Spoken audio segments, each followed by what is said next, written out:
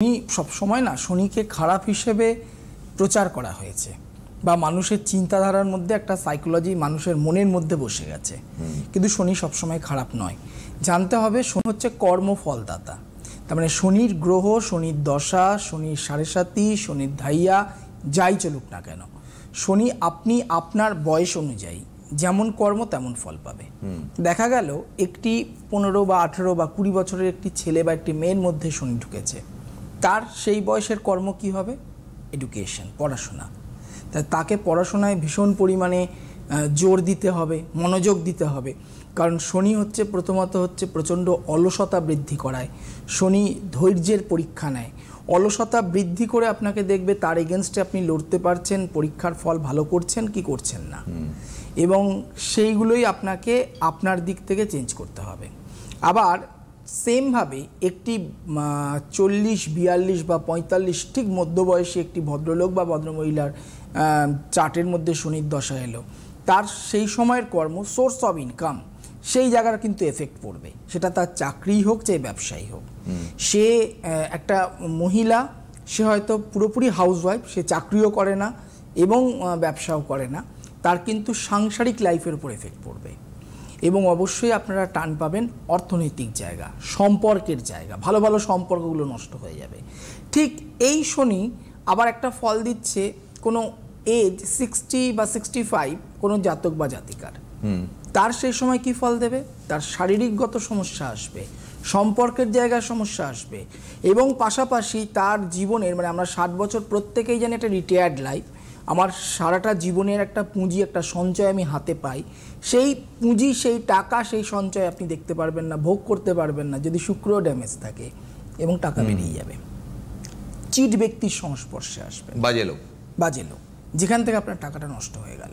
কোনো আত্মীয় স্বজন, বন্ধু বান্ধব, খুব নিয়ারেস্ট, খুব ডিয়ারেস্ট, আপনি তাকে টাকা গিফট করলেন বা ধার দিলেন, লোন দিলেন, সে টাকা আর ফেরত পাবেন না। এই ধরনের ডিস্টারবেন্সগুলো আসে। একদম 18 থেকে 20 বা 15 থেকে 20 যদি আমি ধরি, 15 থেকে 25ও ধরা যেতে পারে, এদিকে 40-42 থেকে 40 থেকে 50 ধরা যেতে পারে। এই পিরিয়ডটাতে শনি কিন্তু গুরুজন হানি ঘটায় সাড়ে সাতির ফেজটাতে। তো ফার্স্ট ফেজটাতে এই জায়গাগুলো একটু প্রেডিক্ট করা দরকার। শনি যেমন অর্থ হানি দেয়, শনি যেমন অর্থ ক্লেশ দেয়, ঠিক শনি কিন্তু আপনার শত্রু নাশ করে। শনি ছাড়ার সময় এত পরিমাণে অর্থ আপনাকে দিয়ে যাবে আপনার কর্ম অনুযায়ী, কারণ আমি বললাম কর্ম যেমন ফল তেমন। আপনার কর্ম যদি সু হয় সুফল পাবেন, কু হলে কুফল পাবেন। ঠিক সেই রকম শনি আপনাকে এতটাই অর্থ দিয়ে যাবে, আপনার কর্ম, আপনার নিষ্ঠা, আপনার ত্যাগের দ্বারা, সে ত্যাগকারক গ্রহ বলে সেই অর্থ আপনার নষ্ট হবে না, আপনি রেখে বসে খেতে পারবেন। কিন্তু তার আগের দশা হয় হচ্ছে বৃহস্পতি। বৃহস্পতির সময় লোকে বলে বৃহস্পতি গুরুকারক গ্রহ, বৃহস্পতি প্রচুর অর্থ দেয়, বৃহস্পতির দশার অর্থ কিন্তু নষ্ট হয়ে যায় একদম। এবং দেখো লাস্ট ইয়ার আমরা শনির বছর পেরোলাম, মানে 2024, এবছর আমরা মঙ্গলের বছর পেরোচ্ছি। আগামী বছর আমরা 2026টা যদি কাউন্ট করি, তাহলে মঙ্গলের পর আমরা চন্দ্রের দশায় আসব। এই যে 2008-2010, হ্যাঁ চন্দ্র নয়, এটা রবির দশায় আসবো।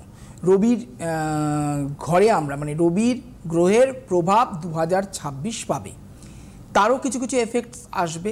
এবং শনি কারোর যদি ভালো হয়, মানে আমরা খুব ভালো সমাজের ভালো একজন উকিল, ভালো একজন অভিনেতা, ভালো একজন পলিটিশিয়ান, ভালো একজন খেলোয়াড়, এই প্রত্যেকের কিন্তু চার্ট, এবং অবশ্যই ভালো একজন অ্যাস্ট্রোলজার, এই প্রত্যেকের চার্টের মধ্যে আমরা শনিকে সব সময় দেখি বলবান, এবং শনি যদি বলবান হয় তখন তারা সমাজে প্রতিষ্ঠা লাভ করতে পারেন।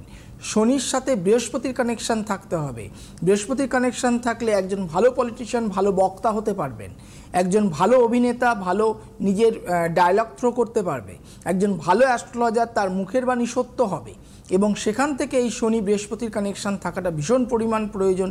এবং আপনার চার্টের মধ্যে যদি সেমভাবে এই শনি বৃহস্পতি ড্যামেজ থাকে, তাহলে আপনি সমাজের কুস্তরের দিকে যাবেন, নিম্ন স্তরের দিকে যাবেন, কুবাক্য সবসময় মুখের মধ্যে আওড়াবেন, এবং